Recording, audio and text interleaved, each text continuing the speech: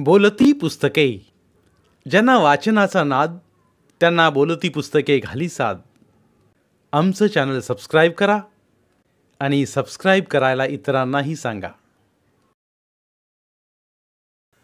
नमस्कार श्रोते मित्र हो, बोलती पुस्तके सादर करीत आहे लेखिका ॲडव्होकेट रोहिणी होरे लिखित कथा खुनी इत्र. मिस्टर पुनावाला, हे लॉरा 42 परफ्यूम कुठे मिळेल? त्याचं काय आहे ना, मला ॲनिव्हर्सरी गिफ्ट म्हणून ते बायकोला द्यायचं आहे.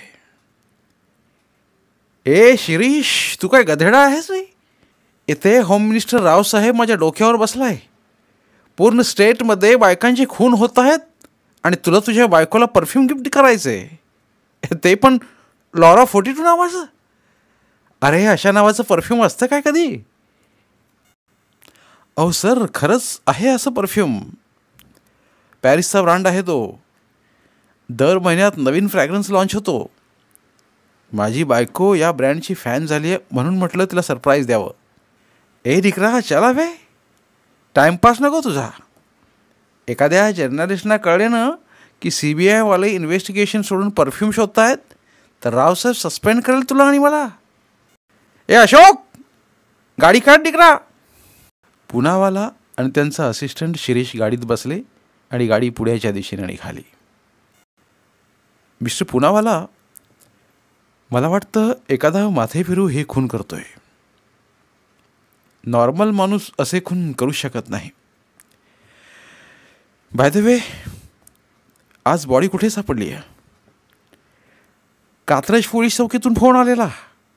त्यात एका पोत्यात ह्युमन फ्लेश सापडलंय. बापरे, पुन्हा एकदा? एवढंच म्हणून शिरीष गप्प बसला. त्यांची गाडी वेगाने रस्ता कापत होती आणि तितक्याच वेगाने शिरीषला सगळ्या अमानवीय प्रसंगांची शृंखला आठवली होती. साला, तो फॉरेन्सिकवाला देशपांडे पण चक्कर येऊन पडला त्या दिवशी. बोला, अख्खी जिंदगी डेड बॉडीचे सॅम्पल्स घेतले पण असं व्हिम्सिकल कवाच नाही बघितलं. पुनावाला आणि शिरीष गाडीतून उतरले तर समोर पत्रकारांचा जथ्या नजरेस पडला. हे साला रिपोर्टर लोक जिकडे तिकडे जीव खाते. सर सर सर, राज्यात 8व्या महिन्यात झालेला हा 8वा खून आहे. पोलिसांकडून ही केस CBIकडे आली आहे. त्याला पण आता 2 महिने उलटून गेलेत. तुम्ही आरोपीला पकडण्यात अयशस्वी झालात का? कुणी सायकोफॅथ की भूताखेताचं काम आहे? ए रब्बीश, काय बोलते? आता CBIवाले काय आत्मा बोलावून इन्व्हेस्टिगेशन करणार काय? तुम्ही आम्हाला आमचं काम करू दे. क्राईम सीन खाली करावे. क्राईम सीन टेपने सील करता करता मिसेस पुनावाला यांचा फोन आला. हां परवीन, पछी बात करे हूँ. आता क्राईम लोकेशनला आहे मी. हा बोकडी ध्यानमध्ये आहे माझ्या. आणते मी संध्याकाळी. तू नाव मेसेज करून ठेव. बाय. साला, इथे नवऱ्याची नोकरी जाईल कधी आणि हिला परफ्यूम हवा आहे. ए शिरीष, तुला सकाळी सकाळी शिव्या घातल्या मी आणि आता माझ्याच बायकोने परफ्यूम मागवलाय. लॉ ऑफ कर्मा. ए दिकरा, ते जेनिफरवरून आठवले. त्या नाशिकच्या जेनिफर मर्डर केसमध्ये काय नवीन सापडलं काय? नाही सर. जेनिफर, मुग्धा, लॉरा तिन्ही केसमध्ये आपण डेड एंडवर उभे आहोत. काहीच लीड नाही. हे बघा, डॉक्टर देशपांडे आलेच. Hello Shirish. Hello mister Poonawala. एक गुड न्यूज आहे तुमच्यासाठी. लिसन. पूजावालाज, वेरोनिका, माया, क्रिस्टिन म्हणजे जान, फेब, मार्चमध्ये क्राईम सीनवर जे ह्युमन फ्लेशचे पापुत्रे सापडले त्यांचा कॉमन धागा सापडला. ते तिन्ही एका विशिष्ट ॲसिडमध्ये खूप दिवस बुडवून ठेवले होते. तेच नेमकं ॲसिड शोधत होतो इतके दिवस. आज सकाळीच माझ्या एका इतिहास संशोधक मित्राने फोन केला आणि ओघाओघात इजिप्तच्या इतिहासात वापरत असलेल्या द्रव्यांचा, ॲसिडचा उल्लेख आला. या पापुत्र्यांना लागलेले ॲसिडचे इक्वेशन त्याच्याशी मॅच झाले. भारतात म्हणे पूर्वी कनौज नावाच्या शहरात ते आयात करायचे, परंतु त्याची सद्यस्थिती त्यालाही माहिती नाही. एकूण काय, तुमच्या डेड एंडला नवीन दरवाजा फुटला आहे. कनौज आत का कुठे कसं वगैरे तुम्ही शोधा राहो. देशपांडे, काय न्यूज दिली यार तू? आज संध्याकाळी मी हिरापण्णाला जाणार आहे. तू तिथेच भेट हाजी अलीला. बायडीसाठी परफ्यूम घ्यायचे आणि मग समोर कॅफे नुपूरमध्ये जाऊन खाऊ. संध्याकाळी 7 वाजता पुनावाला हिरापण्णात पोचले, परंतु लॉरा आणि जेनिफर कुठेच अवेलेबल नव्हते. पदरी निराशा घेऊन पुनावाला शॉपिंग सेंटर बाहेर पडले. फुटपाथवर चादर टाकून बसलेला एक आंधळा म्हातारा त्यांना दिसला. त्याच्यासमोर छोट्या छोट्या कुपीत खूप अत्तरं दिसत होती. याला विचारावं का परफ्यूमचं? छे, आपली उच्च शिक्षित बायको रस्त्यावरचं परफ्यूम तर अजिबातच वापरत नसेल, पण विचारायला काय हरकत आहे? पुनावाला म्हाताऱ्याजवळ येऊन पोचले तर त्यांचा चेहरा घामाने डबडबला. घशाला कोरड पडली. त्या लहान लहान अत्तरांच्या कुपीवर कागदाच्या चिठ्ठ्या चिकटवलेल्या होत्या आणि त्यावर इंग्रजीत नावे लिहिली होती. एका ओळीत 8 कुप्या होत्या. Veronica 18, Maya 21, Christine 25, Jennifer 22, Mugdha 35, Riya 40, Sylvia 24 आणि लॉरा 42. हीच ती 8 नावे ज्याने राज्यभर हाहाकार माजलाय. 8 अमानवीय खून. पुनावाला यांना स्वतःला सावरायला अर्धा मिनिट लागला असावा. पाहतो तो काय, तो आंधळा म्हातारा गायब. हातात मावतील कुप्या घेऊन तो पसार झाला होता. पुनावाला विमनस्क अवस्थेत त्यांच्या नजरेस चादरीच्या घडीत लपलेली एक अत्तराची कुपी आली. त्यांनी ती कुपी उचलून हलकेच रुमालात गुंडाळली आणि ते घराच्या दिशेने निघाले. पुनावाला घरात शिरताच त्यांना सायरसला बघून खुसुकत धक्का बसला. ओ सायरस, माय फ्रेंड, माय बडी, मला तुझी मदत हवी आहे. तू परफ्यूमच्या बिझनेसमध्ये आहेस गेली कित्येक वर्ष. मला एक अत्तराची कुपी सापडली. See this. असं म्हणून त्यांनी ती जपून रुमालात गुंडाळलेली कुपी बाहेर काढली. See this, Laura 42. हे कोणाच्या मॅन्युफॅक्चरिंग युनिटचं आहे याची मला माहिती हवी आहे. सायरसने कुपीवरचं लाकडी बूच उघडून अत्तराचा दर्प घेतला. Marvellous, out of this world. Poonawalla, तू मला कॉलेजपासून ओळखतोस. माझ्यावर शेकडो मुली फिदा होत्या. अनेक इंशी माझे संबंध आहेत. तू तर रंगेल होता सायरस, बट अवे सू कनेक्शन छे. पुनावाला, नीट ऐक. या अत्तरात सुंदर स्त्रीच्या शरीराचा नैसर्गिक गंध आहे. एका खऱ्याखुऱ्या जिवंत बाईच्या देहाचा सुगंध.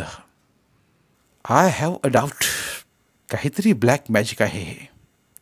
हे परफ्यूम बाईच्या शरीराचा अर्क आहे. अर्क. I am 100% sure. Cyrus, I will be made now. काय बोलते तू? बाईच्या शरीरापासून बनवलेला परफ्यूम? टेरिबल. पुनावाला, टेरिबल तर पुढे आहे. पारंपरिक पद्धतीने अत्तर बनवण्याची एक पद्धत असते. डिस्टिल्ड वॉटर आणि ज्याचा सुगंध निर्माण करायचा आहे ती वस्तू 8 ते 10 दिवस भिजत ठेवतात. भल्या मोठ्या मातीच्या रांजणात. खाली सतत भट्टी धगधगत असते. हो, कुळाय. डोकं फुटेल आता माझं सायरस. कुठे असतात अशी मोठी मातीची भांडी? कनौज, जिथे आजही पारंपरिक पद्धतीने मातीच्या प्रचंड रांजणात अत्तर बनवतात. ओह, आय सी. देशपांडेच्या मित्राने देखील कनौज मेन्शन केलं होतं. Hurry up Cyrus. Call Shirish. आपण आत्ताच्या आत्ता कनौजला निघतोय. डॉक्टर, 2 दिवस झाले तुम्ही लॅबॉरेटरीच्या बाहेर आला नाहीत. Everything is fine. काय सुरू आहे? अस्वस्थ कधीच नाही पाहिलं.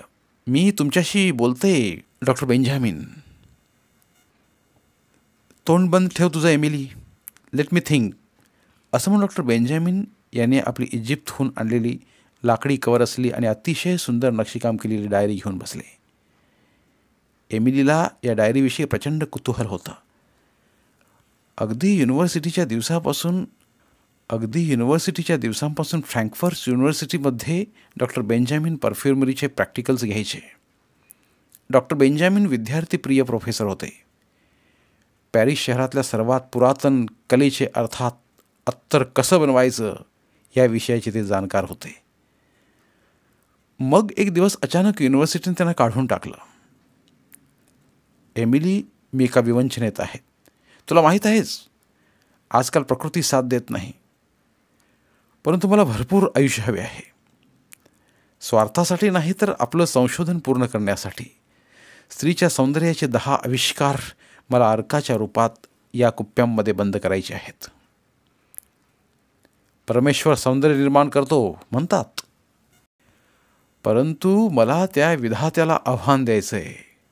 10 वेगवेगळ्या प्रकारचे स्त्रीच्या सौंदर्याचे आविष्कार मी अप्सरात परावर्तित करू शकलो तर हा डॉक्टर बेंजामिन जगातला सर्वश्रेष्ठ सायंटिस्ट ठरेल. इंडस्ट्रीमधल्या models, cosmetic, media, fashion industry माझे गुलाम होतील. या 10 मादक अत्तरांनी कदाचित एक दिवस अख्खं जगच माझ्या अधिपत्याखाली येईल. होय होय डॉक्टर, मला खात्री आहे. सौंदर्याचे 8 आविष्कार आधीच कुपीत बंद झालेत. आता फक्त शेवटच्या 2. त्यानंतर माझे गुरु डॉक्टर बेंजामिन जगावर राज्य करणार. एमिली, अजून एक. या खेपेस कनौजला मला जाता येणार नाही. तुला जायचे आहे, तयार राहा. पुणावाला, गेट रेडी. डेस्टिनेशन आलं आपलं, उतरायचं आहे आपल्याला. सर, आपण का चाललोय हे तुम्ही प्रवासातही सांगितलं नाही, आता तरी सांगा. शिरीष, थंड रख पोरा, थंड रख. आपण आलोय ते पुरावे शोधायला. सायरस, आता तू गाईड करा मला. पुढच्या मिनिटाला सायरस कनौजच्या अगदी अरुंद गल्ली बोलातून शिरीष आणि पुनावालाला घेऊन निघाला. गल्लीच्या दोन्ही बाजूंना छोट्या छोट्या नाल्या, ज्यातून गढूळ पाणी वाहत होतं.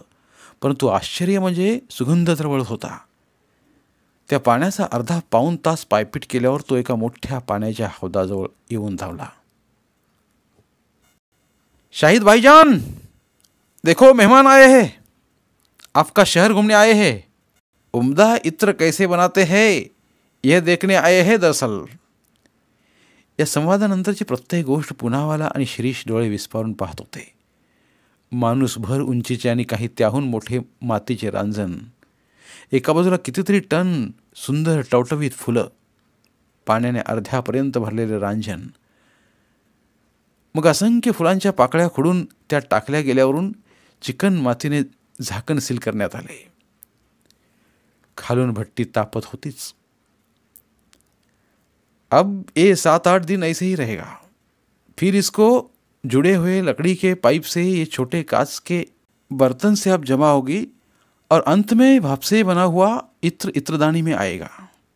फिर हजारों लाखों रुपयों में बेचा जाएगा जनाब. शुक्रिया शाहिद. एक केस के सिलसिले में ये देखने आए थे, बस सब निकलना होगा. सायरस भाई, कर दी ना आपने दिल तोड़ने की बात.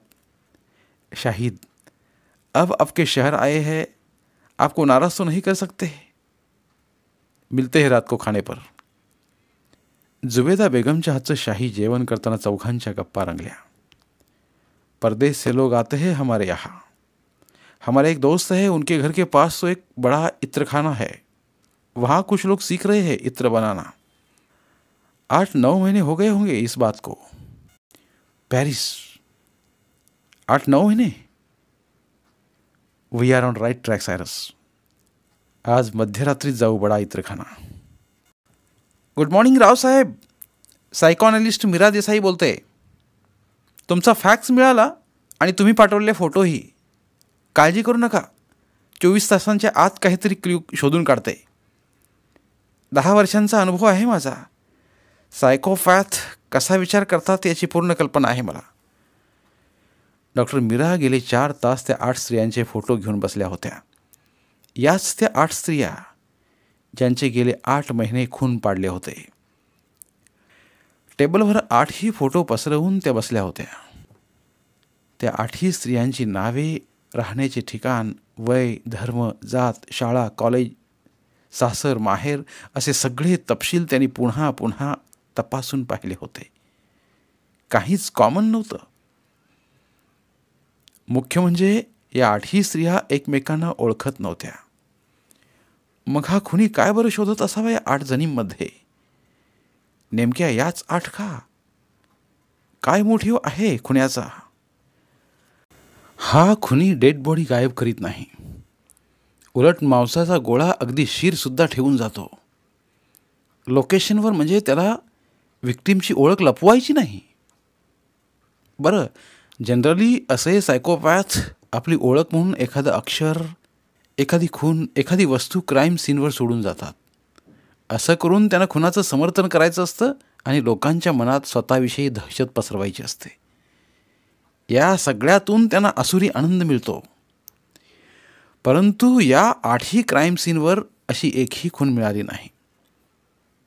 म्हणजे खुन्याला एकतर प्रसिद्धीत काडी मात्र इंटरेस्ट नाही, किंवा त्याचं मिशन अजून पूर्ण झालेलं नाही. मीराने पुन्हा एकदा सर्व फोटोवरून नजर फिरवली आणि तिला तिचं उत्तर सापडलं. या 8ही स्त्रिया अतिशय देखण्या होत्या. कोणत्याही पुरुषाला मोहिनी घालू शकतील अशा. म्हणजे खुनी सुंदर स्त्रियांच्या शोधात आहे तर. हॅलो मिस्टर शिरीष, 3 गोष्टींबद्दल माझी खात्री पटली आहे. नंबर 1, ही खुनांची मालिका संपलेली नाही, अजून खून पडतील. नंबर 2, 21 ते 42 याच वयोगटातल्या अतिशय सुंदर स्त्रियांचेच खून होतील.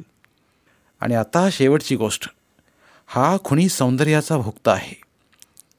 शक्यता आहे की याचा सौंदर्यशास्त्राचा कमालीचा अभ्यास असावा. एका वाक्यात सांगायचं तर तुमचा खुनी व्हाईट कॉलर उच्च शिक्षित आहे. शाहिदने दिलेल्या पत्त्यावर म्हणजे बडा इत्रखानाजवळ मंडळी पोहोचली. ही जागा बाकीच्या जागांपेक्षा खास वेगळी होती. तिन्ही बाजूनी पडदे लावून बंदिस्त केलेली. केवळ एक लहानसा दरवाजा, जिच्या कमानीतून वाकून आत जावं लागेल. वेळ मध्यरात्रीची होती. अपेक्षेप्रमाणे काही लोक दिसले. 2 व्यक्ती दबक्या आवाजात एकमेकींशी काहीतरी बोलत होत्या. पुनावाला यांनी शिरीषला इशारा केला तसा शिरीष त्यांच्यावर झेपावला. तो 40चा ग्रहस्थ अत्यंत चपळाईने तिथून पळून गेला. कनौजच्या गल्ल्या परिचित असलेला हा संशयित आरोपी बघता बघता डोळ्यांसमोरून गायब झाला. पुनावाला यांनी दुसऱ्या व्यक्तीला पकडलं आणि पुढच्या क्षणी जवळच्या पोलीस चौकीत एक फोन करून महिला अधिकारी यांना बोलून घेतलं. 20 मिनिटांनंतर सायरस, पुनावाला, शिरीष, महिला पोलीस अधिकारी आणि त्यांच्यासमोर भीतीने थरथरणारी एमिली बसली होती. Yes madam. तुम्ही कोण? कुठल्या? मध्यरात्री इथे काय करतायत? तुमचा साथीदार का पळाला? राज्यातल्या खुनांशी तुमचा काही संबंध आहे का? इथे काय सिक्रेट मिशन सुरू होतं? तुमचा बॉस कोण? याची पटापट उत्तर द्यायची. आधीच 2 महिने इन्व्हेस्टिगेशन सुरू आहे. अजून त्रास दिलात तर या पोलीस अधिकारी आणि तुम्ही आज इथेच मुक्काम करायचा. उद्या सकाळी तुमच्या शरीराचे तुकडे मिळाले तर लोकांना वाटेल हा अजून एक खून सायकोपॅथने केला. पोलीस अधिकाऱ्याने एमिलीच्या मुस्काटात लावून दिली. एमिली खुर्चीसह जमिनीवर कोसळली. तोल सावरून जमिनीवरून उठता उठता महिला अधिकाऱ्याने तिचा गळाच आवळला. एमिलीच्या पायांची तडफड होऊ लागली. तिचे डोळे पांढरे फटाक पडायला लागले. तिने मनगट जमिनीवर आपटायला सुरुवात केली. Stop it madam. या वाक्याने हिंसा थांबली. हे बघ एमिली, तुला आम्ही माफीचा साक्षीदार करू. सगळं खरं सांगून टाक. राज्यातल्या खुनांचा आणि तुझा काय संबंध आहे? तुमचं मिशन काय आहे? एक डॉक्टर बेंजामिन अस्वस्थपणे इकडून तिकडे चक्रा मारत होते. काल रात्रीपासून एमिलीचा फोन आला नव्हता. एक निरोपही नव्हता. पुढच्या सेकंदाला डॉक्टर बेंजामिननी सामानाची आवरावर सुरू केली. एका मोठ्या लेदर बॅगमध्ये अत्तरांच्या काही कुप्प्या, नोट्स, डायरी, 1-2 केमिकल्स असं सगळं महत्त्वाचं सामान घेऊन ते पसार झाले. मिस्टर पुनावाला, एक बॅड न्यूज आहे. 9वा खून पडला आहे, तोही मुंबईत. शिरीष म्हणाला. Oh damn it. Buddy murderer. म्हणजे एमिली खुनी नाही. एमिली खुनी नाही, ती केवळ एक प्यादा आहे. मास्टर माइंड अजूनही मोकाट फिरतोय. शिरीष, हिचा कॉल रेकॉर्ड डाटा मागवता पडतो. येस सर, मागवले आहेत. आत्ताच प्रिंट्स काढल्या. ही मुलगी गेली 4 वर्षे एकाच व्यक्तीच्या संपर्कात आहे आणि आश्चर्य म्हणजे या 4 वर्षात इतर कोणी तिला फोन केलेला नाही. कॉल रेकॉर्ड्स तरी हेच सांगतायत. मिस्टर पुनावाला टेबलवर मुठी आपटत म्हणाले, कोणाचा नंबर आहे तो शिरीष? अरेस्ट कर त्याला आत्ताच्या आत्ता. Yes sir. डॉक्टर बेंजामिन म्हणून एक व्यक्ती आहे, पत्ता मागवला आहे. मग लगेच निघूया. मुंबईतल्या एका बकाल वस्तीत एका अंधाऱ्या दुमजली घरात मिस्टर पुनावाला आपल्या सहकाऱ्यांसह पोहोचले. घराबाहेर पार्टी होती. Professor doctor Benjamin.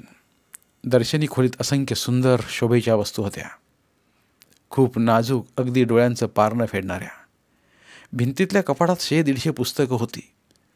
सौंदर्यशास्त्रावरची, काही परफ्युमरीविषयी, केमिस्ट्रीविषयी, बायोलॉजीविषयी.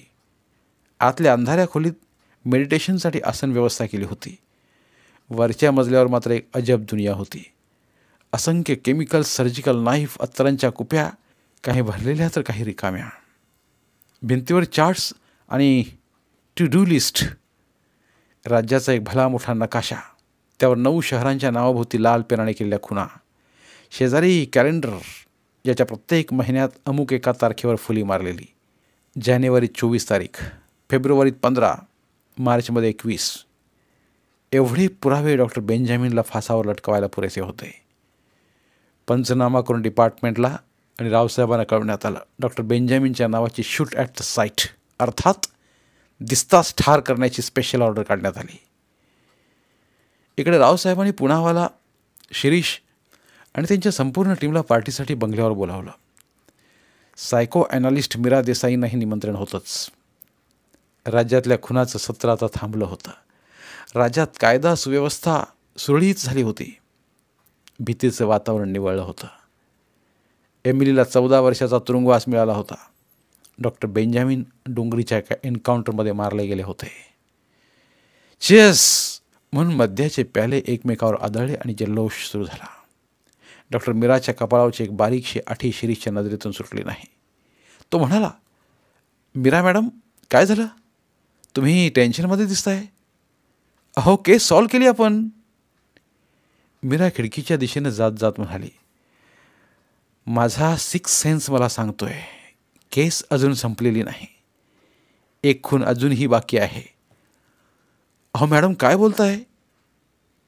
तो 63 डोक्याचा प्राध्यापक मारला गेलाय. त्याची शिष्या तुरुंगात आहे. 3रा साथीदार नव्हता कधीच. मग हे कसं शक्य आहे? आणि अजून एक खून होईल हे तुम्ही इतक्या खात्रीनं कसं सांगू शकता? शिरीष, हे सायकोपॅथ संख्येविषयी फारच आग्रही असतात. सौंदर्यशास्त्राचे आपल्या पुराणात 10 निकष लिहिले आहेत.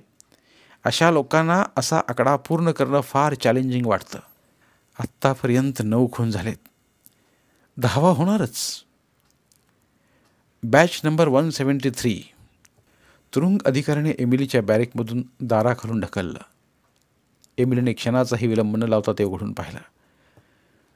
डॉक्टर बेंजामिनची डायरी कोणी पाठवली? तिने ताबडतोब ऑक्टोबरची पानं चाळायला सुरुवात केली. 9व्या खुनाचे डिटेल्स होते तिचे जेट ब्लॅक 20 रुमी. 12 नोव्हेंबरला एका तृतीय पंथाच्या व्यक्तीचा खून अगदी त्याच पद्धतीने झाल्यावर संपूर्ण राज्यात पुन्हा दहशत निर्माण झाली. एव्हाना पुनावाला रिटायर झाले होते. वर्तमानपत्र 10व्या खुनाची बातमी वाचून ते थेट एमिलीला भेटायला भायखळा जेलमध्ये पोचले. एमिलीने एक अक्षरही न बोलता डायरी पुनावाला यांना दिली. पुनावाला यांनी ती डायरी 6-7 वेळा वाचली. काहीच नवीन क्लिक होईना. तेव्हा कंटाळून ती बंद केली. तर तिच्या लाकडी कवरवर त्यांचं लक्ष गेलं. हीच ती डॉक्टर बेंजामिनची इजिप्तहून आणलेली डायरी. सुंदर नक्षीकाम असली, 4ही बाजूला लहान लहान चौकोनात काही आकृती, पैशांच्या, प्राण्यांच्या आणि मध्यभागी एक पिरॅमिड कोरलेला 10 पायऱ्यांचा. सिगरेटचा झुरका घेत असला पुनावाला अचानक थांबले. डोक्यात सनक गेल्यासारखी त्यांनी डायरी कारच्या बोनेटवर ठेवून रावसाहेबांना फोन केला. काहीतरी जुजबी बोलणं झाल्यावर शिरीषला फोन केला आणि म्हणाले, लिसन केअरफुली. ताबडतोब डॉक्टर बेंजामिनच्या बंगल्यावर भेट. केस अजून संपलेली नाही शिरीष. पुनावाला काही नवीन पुरावा हाती लागला का? बोला. येस, तुला लाकडी पिरॅमिड आठवतोय? बेंजामिनच्या मेडिटेशनच्या खोलीत भिंतीवर कोरलेली लाकडी पिरॅमिड. त्या पिरॅमिडचे एक कोण डॉक्टर बेंजामिन, दुसरा कोण एमिली, मग तिसरा कोण कुठला हे शोधायचे आता. शिरीष माय बॉय, आपण हा खूप मोठा क्ल्यू मिस केला. एका सायकोपॅथ मर्डररच्या घरात ही मेडिटेशनची रूम काय करते? खूप मोठा विरोधाभास आहे हा. येस सर, खरं आहे तुमचं. मन थाऱ्यावर नसलेला माणूस नित्य नेमाने ध्यानधारणा करत असेल यावर विश्वास ठेवणं खरंच अवघड आहे. ही मेडिटेशनची खोली केवळ मृगजळ होतं. सर, इथे फक्त भिंतीवर हे लाकडी पिरॅमिड कोरलं आहे. समोरच्या भिंतीवर एक डिम लाईट आणि जमिनीवर एक आसन, या 3 गोष्टी व्यतिरिक्त या खोलीत अजून काहीच नाही. एखादी छुपी फोन लाईन, छुपा कॅमेरा असंही काही नाही. शिरीष खोलीचे काळजीपूर्वक निरीक्षण करीत म्हणाला. पुनावाला त्या पिरॅमिडच्या आकृतीकडे चालत गेले आणि त्यांनी त्या आकृतीवर हात ठेवला. मग खिशातून बेंजामिनची डायरी काढली आणि दोन्ही पिरॅमिड न्याहाळू लागले.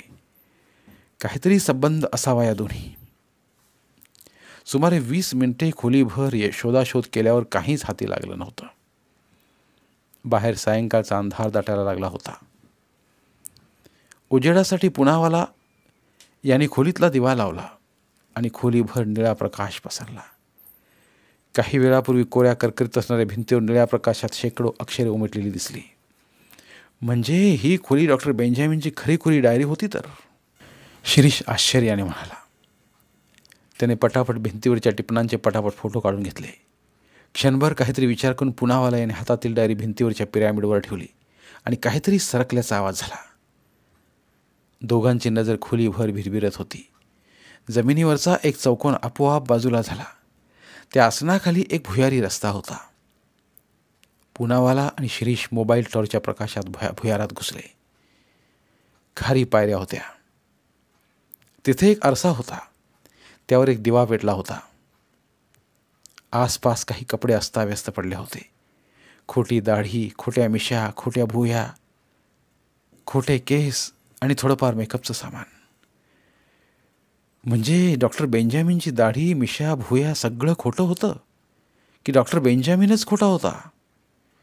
शिरीष आरशाचं निरीक्षण करत होता. तेवढ्यात तो आरसा सरकला.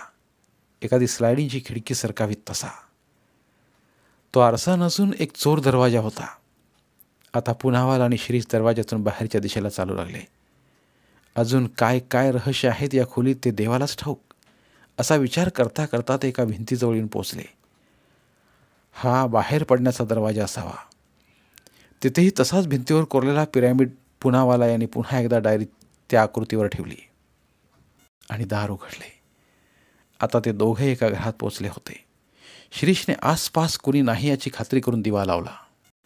सायरस, पुनावाला जवळजवळ किंचाळलेच. काय झालं सर? तुम्ही ठीक आहात ना? का किंचाळत एवढ्या मोठ्याने? शिरीष, हे सायरसचं जुनं घर आहे. मी ओळखतो ही जागा. कॉलेजमध्ये असताना मी खूपदा आलो या घरी. आधी त्याची परिस्थिती जेमतेमच होती. मग त्याचा परफ्यूमचा बिझनेस खूप वाढला. तो श्रीमंत झाला तेव्हा त्याने ही वस्ती सोडली आणि तो नवीन बंगल्यात शिफ्ट झाला. ओह खुळाय, हे कनेक्शन का नाही लक्षात आलं आपल्या? डॉक्टर बेंजामिन आणि सायरस एकच व्यक्ती आहे. हो, ब्लडी मर्डरर. माझ्या मित्रानेच माझा विश्वासघात केला. सर, डॉक्टर बेंजामिन तर एन्काउंटरमध्ये मारला गेला असा रिपोर्ट आहे आपल्या डिपार्टमेंटकडे, आणि तुमचा मित्र सायरस अजूनही जिवंत आहे. हे कसं शक्य आहे? पॉसिबल आहे शिरीष. डॉक्टर बेंजामिनला सांगितल्या वर्णनावरून आपण स्केच बनवलं आणि तेच सगळीकडे सर्क्युलेट केलं. शिवाय या बंगल्यात बेंजामिन विरुद्धचे इतके पुरावे मिळाले. एमिलीचा कबुली जबाब मिळाला. तेव्हा एन्काउंटरमध्ये मारला गेलेला बेंजामिन खरा होता की खोटा याची शंका घेण्याचं काही कारणच नव्हतं. त्या फ्रँकफर्ट युनिव्हर्सिटीमध्ये या नावाचे प्रोफेसर शिकवायला होते याचं व्हेरिफिकेशन ही आपण ईमेलने केलं होतंच. त्यामुळं हा पॉईंट निसटला असावा. सर, परंतु तुमचा मित्र आपल्याबरोबर कनौजला आला होता. इनफॅक्ट कनौजची लीड ही त्यानेच दिली होती. एक्झॅक्टली. कनौजला जायचं त्यानेच माझ्या डोक्यात टाकलं. मग त्याच्या मित्राला शहीदला आपण भेटलो. त्याच्याच माणसाने आपल्याला बडा इत्रखानाचा पत्ता दिला, जिथे एमिली पकडली गेली. म्हणजे हे सर्व त्यानेच प्लॅन केलं होतं. अगदी एमिलीचं पकडणं जाणंही. तुला आठवतं आहे, शाहीदच्या घरची बिर्याणी खाल्ल्यावर रात्रीच निघायचं ठरलं होतं. परंतु आपल्याला थेट मध्यरात्री जाग आली. उठलो तेव्हा डोकंही जड झालं होतं. बिर्याणीत प्युअर केवढा इत्र टाकलंय म्हणून सुस्ती आली, असं शाहीद म्हणाला होता. Yes sir. म्हणूनच एमिलीला प्रश्न विचारताना सायरस समोर असूनही एमिलीने त्याला ओळखलंच नाही. कारण विना दाढी मिशातला तरुण बेंजामिन तिने कधीच पाहिला नव्हता. सर, म्हणजे खुनी आपल्यासोबत मुंबईहून कनौजला आला आणि कनौजहून पुन्हा मुंबईत आला. आपल्या सगळ्या योजना त्याने ऐकल्या आणि मग त्याने आपली योजना बनवली. माझी तर मतीच गुंग झाली आता. सर, तुम्ही सांगा काय करायचं आता आपण. काम डाऊन शिरीष, काम डाऊन. इतक्या लवकर हार मानू नकोय. आपल्या सर्व्हिसमध्ये अशी एखादी केस येतेच आपल्या बुद्धीला चॅलेंज करायला. या केसनंतर तू अजून शार्प होशील. आता रेडी हो.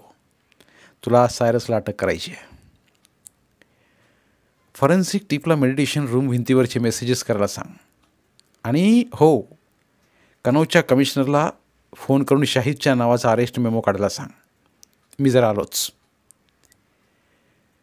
मी आणि सायरस माझ्या रिटायरमेंटची पार्टी करायला त्याच्या बंगल्यावर भेटणार आहोत. उद्या पहाटे त्याचं पॅरिसचं फ्लाईट आहे. म्हणजे त्याला आज रात्रीच अटक केली पाहिजे. येस माय बॉय.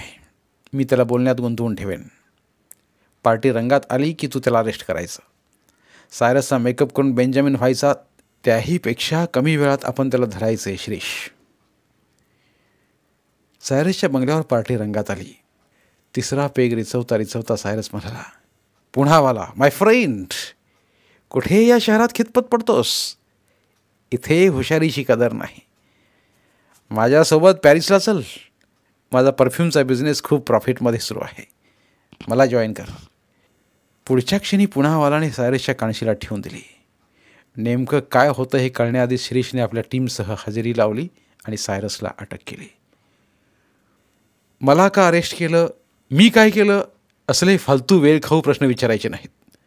हे सर्व काम केलं याचंच उत्तर अपेक्षित आहे. आता कोणताही शहाणपणा केलास तर गोळ्या झाडून ठार करू. तसेच जगाच्या दृष्टीने डॉक्टर बेंजामिन त्याच दिवशी मेला होता. कॉन्स्टेबल परब, लिहून घ्या. मी सांगतो सगळं. मी कोणताही सायकोपॅथ नाही. डोकं शांत ठेवून मी हे सगळं घडवून आणलं. माझा पॅरिसमधला परफ्यूमचा बिझनेस डबघाईला आला होता. खूप कर्ज झालं होतं. पैशाची निकड होती. म्हणून फ्रँकफर्ट युनिव्हर्सिटीमध्ये नोकरी धरली. माझी परफ्युमरीची डिग्री होतीच. कुणी ओळखू नये म्हणून डॉक्टर बेंजामिन ही नवीन ओळख घेतली. त्यात एमिलीसारख्या मूर्ख मुलीची माझ्यावर प्रचंड श्रद्धा होती. ती नवनवे परफ्यूम्स बाजारात आणण्यासाठी प्रयत्न करत होती. परंतु पदरी अपयशच येत होतं तिच्या. एक दिवस या मूर्ख मुलीने मला सुश्रुत संहिताचं एक प्रकरण वाचायला दिलं. सुश्रुत ऋषी हा वेदकालीन पहिला प्लास्टिक सर्जन.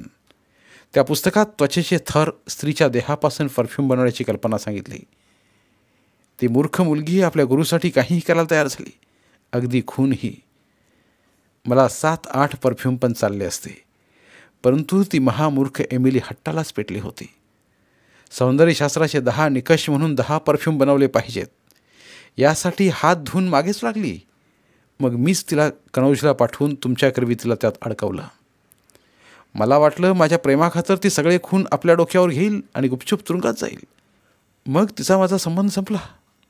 पण त्या मुलीने पुन्हा एकदा माझे महान गुरु, त्यांचे महान संशोधन याची बडबड सुरूच ठेवली. मग मी तो 9वा खून घडवला. त्यानंतर एका गरजू माणसाला डॉक्टर बेंजामिनच्या गेटअपमध्ये तयार करून त्याच्या घरच्यांना भरपूर पैसे देऊन एन्काउंटरमध्ये त्याचा मृत्यू घडवून आणला. त्यानंतर मला वाटलं की मी सुटलो. ऑलरेडी मार्केटमध्ये माझे 8 ब्रँड्स भरपूर नफा कमवत होते. मी कर्जमुक्त झालो होतो. असे खून भविष्यात करून मला अजून रिस्क घ्यायची नव्हती. पण तेवढ्यात तुमची ती सायको ॲनालिस्ट मीरा देसाई, तिला सायकोपॅथची थेरी सिद्ध करायला 10वा खून हवाच होता. मूर्खबाई, मग मला नाईलाजाने 10वा खून करावा लागला. घाई गडबडीत बाई समजून मी एका किन्नरचा खून केला. डायरीत नोंद केली आणि त्या मूर्ख एमिलला तुरुंगात पाठवून दिली. एन्काउंटरनंतर मी 10वा खून पाडला. चूक लक्षात आल्यावर मी भारत सोडण्याची घाई करत होतो आणि म्हणूनच उद्या पहाटेच निघणार होतो, तेव्हा कायमसाठी. पण तुम्हाला मीच बेंजामिन आहे ही शंका कशी आली? गुन्हेगाराला उत्तर द्यायला मी बांधील नाही. परब, न्यायाला. Shirish, sir thank you. तुम्ही सोबत नसता तर ही केस सॉल्व्ह करणं खरंच अशक्य होतं. धन्यवाद. पुन्हा भेटूया एका नवीन कथेसह.